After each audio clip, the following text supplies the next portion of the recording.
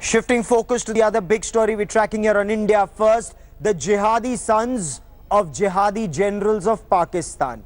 General Zia-ul Haq as Pakistan's military dictator and Lieutenant General Hamid Gul then as Director General of Pakistan's notorious Inter-Services Intelligence. They have had the dubious distinction of starting terror in Afghanistan and India.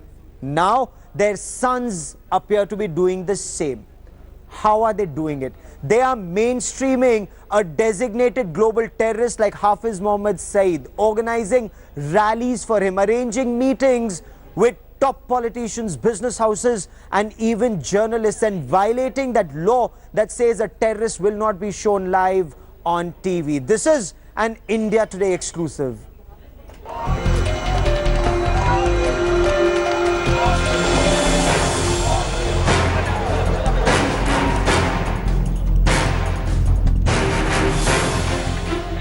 These are the sons of Terroristan, and they're the new allies and handlers of India's enemy number one, Jamaat-ud-Dawa chief and 2611 mastermind Hafiz Mohammed Saeed. The official terror link between Hafiz Saeed and the Nawaz Sharif government is now confirmed in these pictures. Meet India's new young enemies inside the Pakistan government. Ijaz-ul-Haq, the son of late Pakistan President Zia-ul-Haq, a Pakistani lawmaker. The late Pakistani President Zia-ul-Haq had unleashed an anti-India proxy war in Kashmir, aiding Pakistan's agenda. The second notable progeny of Terroristan, Abdullah Gul, the son of former ISI chief General Hamid Gul, who's often referred to as Pakistan's Osama bin Laden. After Hamid's death last year, his son Abdullah has stepped out of the shadows, sharing the stage with Jaish and Lashkar chief Hafiz Saeed and Hizbul chief Syed Salahuddin, while also keeping a direct line open with the National Security Advisor of Pakistan, Nasir Khan Janjua. Intelligence agencies describe them as jihadi sons of jihadi generals. Their fathers, Lieutenant General Hamid Gul and General Zia-ul-Haq, are credited with training the Taliban, the Lashkar and the Hizbul Mujahideen. The sons are now not only giving legitimacy to terrorists like Hafiz Mohammed Saeed and Syed Salahuddin, but also arranging the more crucial funds for these terrorist organizations to carry out their terror activities in Jammu and Kashmir and across the country. And here's the clearest link.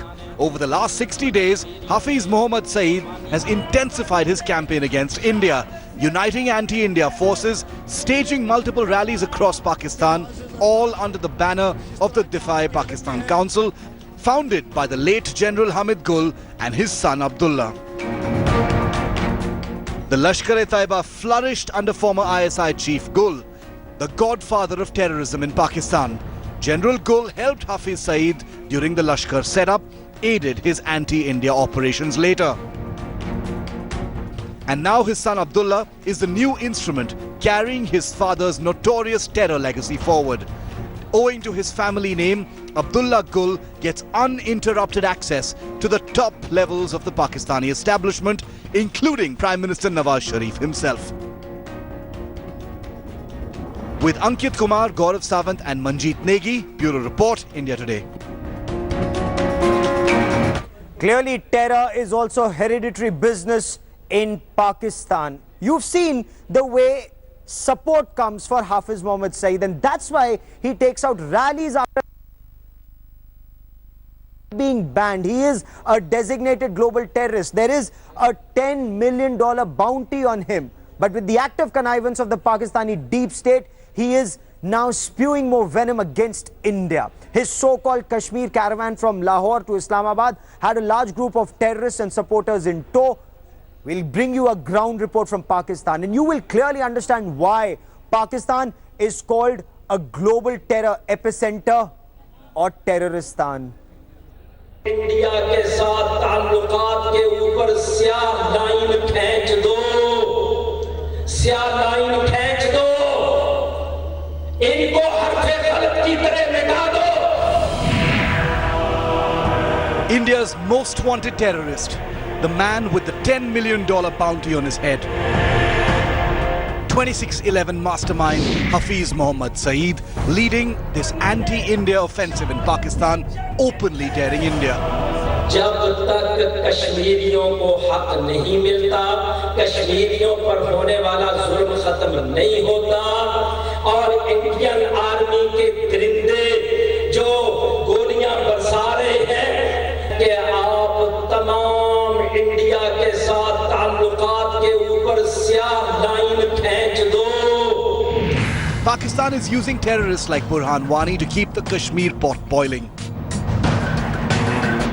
Burhan Wani ने शहादत से चंद दिन पहले मुझसे phone पर कहा कि मेरी जिंदगी की ख्वाहिश थी कि मैं आपसे बात कर लूं, ख्वाहिश पूरी होगी, अब मैं सिर्फ शहादत का मुंतज़िर हूं. चंद दिन के बाद उसकी शहादत की खबर आई. ऐसे नौजवानों की शहादत अल्लाह ताला के यहाँ मकबूल शहादत कि उसके बाद कश्मीर भी सड़कों पर और पाकिस्तान भी सड़कों पर. Hafiz Saeed is actively helping the Nawaz Sharif Sarkar's dirty Kashmir war as he led a Kashmir caravan from Lahore to Islamabad, issuing an open threat to cross the line of control, vowing to march towards Jammu and Kashmir in the next phase of his anti-India rally. The terror chief is using social media, spewing venom, declaring his evil designs to crush India and the line of control, his Kashmir designs out in the open. आज हम अपने कश्मीरी भाइयों को ये एतमाद दिलाना चाहते हैं कि अगर आप मैदान में हैं तो इंशाअल्लाह हम आपके भाई, हम भी मैदान में हैं. इंडियन सब कॉन्टिनेंट में सारे विश्व को यदि मानव अधिकारों को लेकर के कोई चिंता है तो वो चिंता है पाकिस्तान के कब्जे वाले गिलगित बाल्तिस्तान को लेकर के, पाकिस्तान के बलूचिस्तान के हिस्से में और पाकिस्तान के अधिकृत जम्मू कश्मीर के हिस्से में. एक बात पाकिस्तान को अच्छी तरह से समझ लेना चाहिए कि उसकी जो काली करतूतें हैं, जो आतंकवाद अलगाववाद को बढ़ावा देने की काली करतूतें हैं, उन काली करतूतों का पूरी दुनिया के सामने पर्दाफाश हो चुका है. Make no mistake, India's most wanted is Pakistan's director of terror in his official capacity, shaping Pakistan's anti-India policy like a cabinet minister. With Kaswar Klastra in Islamabad and Reema Parashar in Delhi, Bureau Report, India Today. So you heard Pakistan's non-state actor Hafiz Mohammad Saeed. Now hear the state actor, Sartaj Aziz, advisor to Pakistan's Prime Minister on Foreign Affairs. And he's parroting almost the same lines, calling Burhan Wani a Kashmiri leader, a martyr. Not only that, India, of course, has now hit back at Pakistan, saying this is clear evidence of Pakistan not only fomenting trouble in India, but also interfering in India's internal affairs. But the question remains, what will Prime Minister Narendra Modi's government do that's different from the previous governments?